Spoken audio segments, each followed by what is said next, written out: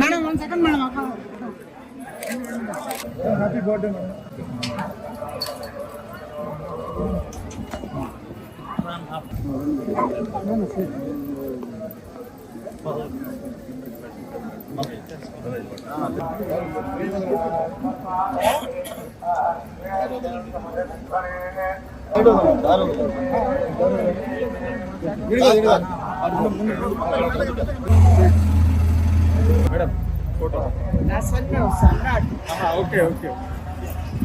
ఈరోజు జన్మదిన సందర్భంగా నేను స్వామివారిని దర్శించుకోవడానికి వచ్చాను.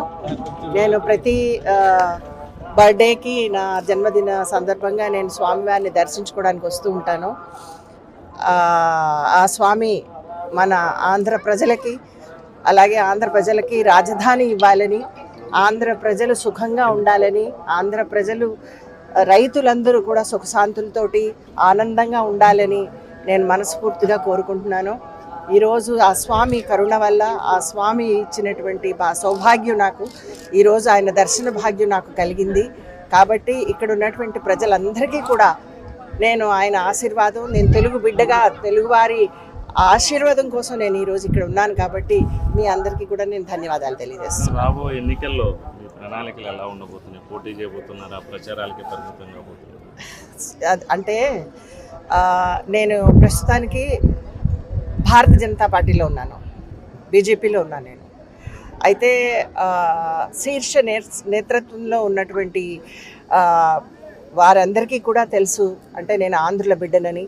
కాబట్టి నాకైతే ఇక్కడి నుంచి నాకు అవకాశం వస్తే తప్పకుండా నేను ప్రజలకు సేవ చేయాలి అనేది నా మనసు. అలాగే నా జీవితకాలం కూడా నేను పనిచేయాలనేది, ప్రజలకి అభివృద్ధిలోకి తీసుకురావాలనేది నా కోరిక. నాకు టికెట్ ఇక్కడ లేకపోతే కనుక ఆ పైన ఉన్నటువంటి శీర్ష నేతాగణ్ వాళ్ళు ఉన్నటువంటి ఆలోచన ఇంతకంటే మంచిదే కావచ్చు. కాబట్టి నేను నా యొక్క జయప్రదగా నేను నిర్ణయం తీసుకోలేను ఇటువంటిది. కాబట్టి వాళ్ళ మీదే వదిలేస్తున్నాను. మోదీ గారు కానీ, అలాగే మనకు ఉన్నటువంటి నడ్డా గారు కానీ, అలాగే హెచ్ఎం కానీ అందరూ కూడా వాళ్ళు నన్ను ఒక కుటుంబంగా చూస్తారు.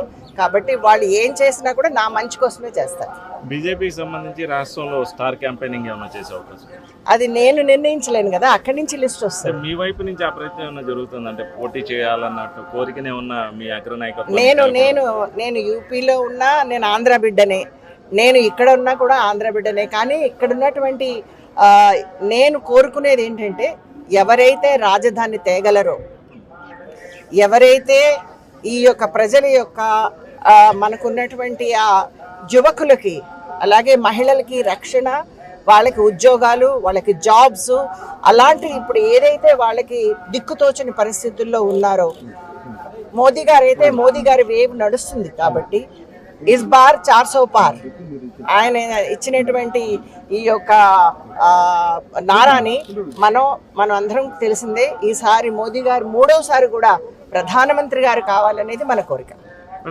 నాకు పవన్ కళ్యాణ్ అంటే నాకు చాలా ఇష్టం, బాలకృష్ణ గారు అంటే నాకు చాలా ఇష్టం, అలాగే చంద్రబాబు గారు అంటే నాకు ఎంతో గౌరవం, అలాగే మోదీ గారి పార్టీలోనే నేను ఉన్నాను, బీజేపీలోనే ఉన్నాను నేను.